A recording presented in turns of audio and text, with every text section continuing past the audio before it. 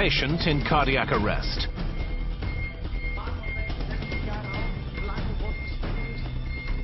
A killer heart rhythm called ventricular fibrillation has rendered him unconscious.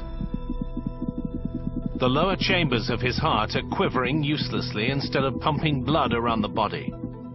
Every organ is slowly being starved of oxygen. Multiple organ failure is imminent, and he is in danger of sudden cardiac death if his heart is not reset within minutes.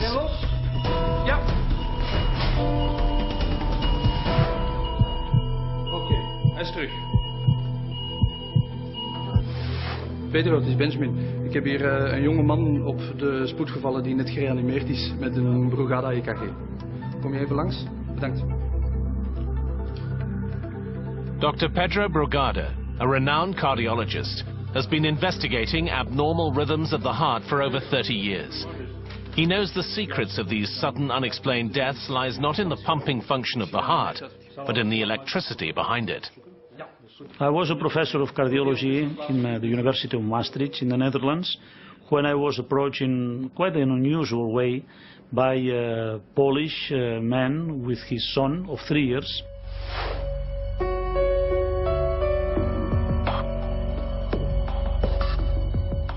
Poland, 1986.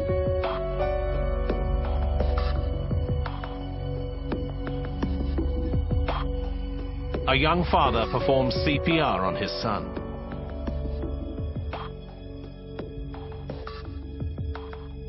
The situation is critical. Just one mistake and he could lose his son to the same fatal heart rhythm that tragically claimed his daughter 1 year earlier.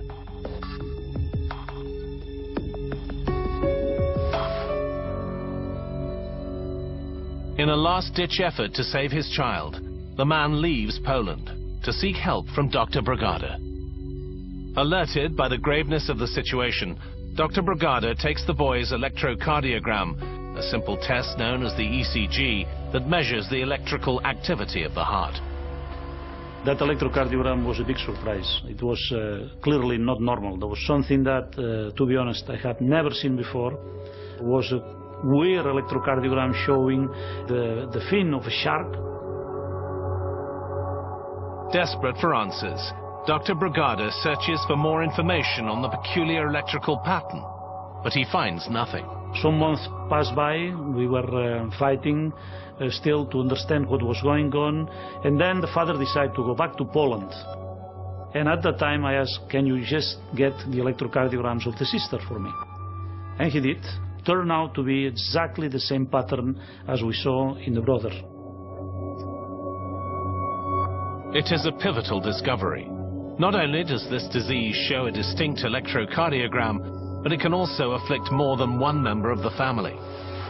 After finding 8 patients with the same electrical pattern, Pedro Brugada and his 2 brothers publish their findings.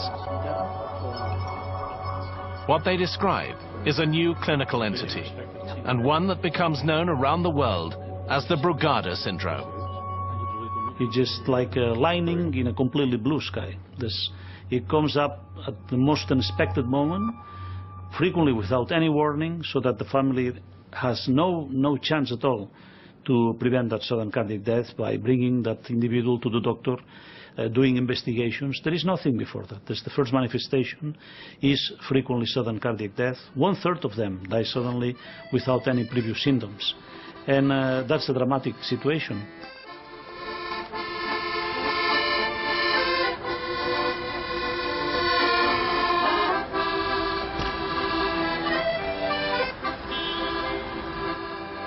With almost nothing for doctors to go on, the race is on to identify people at risk before it's too late. But how? These appear to be perfectly healthy people.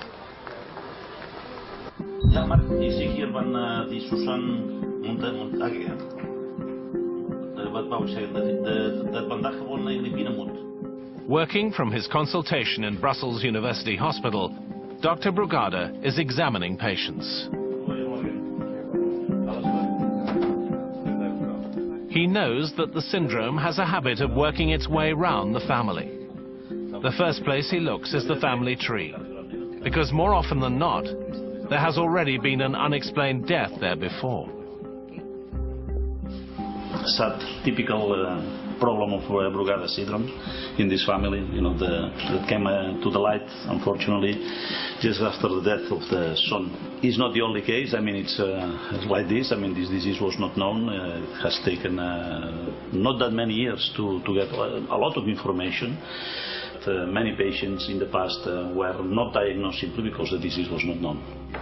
The diagnosis of the syndrome is easily obtained from the electrocardiogram, as long as the patient presents the typical Brugada pattern. If you just go and compare to a completely normal electrocardiogram, if I take, for instance, this lead, the normal electrocardiogram shows this pattern, and then it's flat, voila. In Brugada syndrome, what we see is that this pattern changes into something like this, goes up, and then comes down like that. You see, this is the baseline, and this is the added feature of Brugada syndrome. But the disease hides another secret, the trademark shark's fin that has a habit of disappearing. And if another member of the family is diagnosed with the disease, doctors treat this suspiciously. Believing the shark's fin to be in there somewhere, they are left with the challenge of trying to unmask it using special drugs. One of those drugs is Ajmaline. So here you see almost nothing, and then you see that with the administration of this drug, we go into a typical pattern. It's a simple procedure, for most. Evelyn de Vos underwent such a test after her mother was diagnosed with Brugada syndrome, but her own ECG pattern was normal. Her father remembers the day doctors tried to unmask the Brugada sign.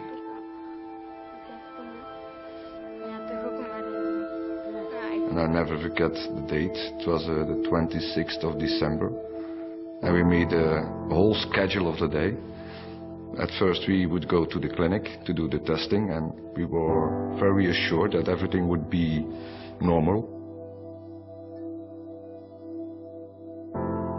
After, I think, 5 minutes after they had injected a part of the Ajmaline, I saw at the electric cardiogram that there was something that wasn't quite right. And at a certain time I looked up, because Evelyn said, Dad, I'm getting warm. It's hard to explain, but sometimes you see in the movies a flatline. And when you have your child in your hand and you feel she's looking at you and she says, Dad, and she takes your hand and you see the flatline. It's really, it's something you remember for the rest of your days. They put the pedals on her, and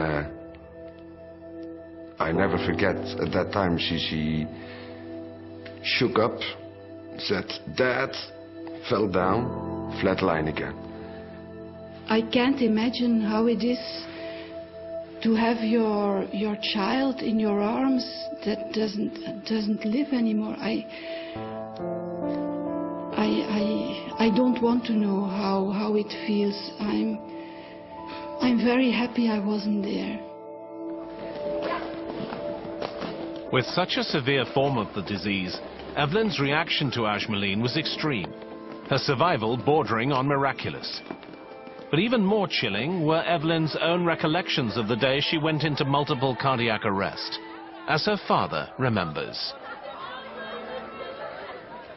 At evening we were sitting at a table with all of our family, and we were dining, and I still see the two oldest who could hardly eat, because at that time they were already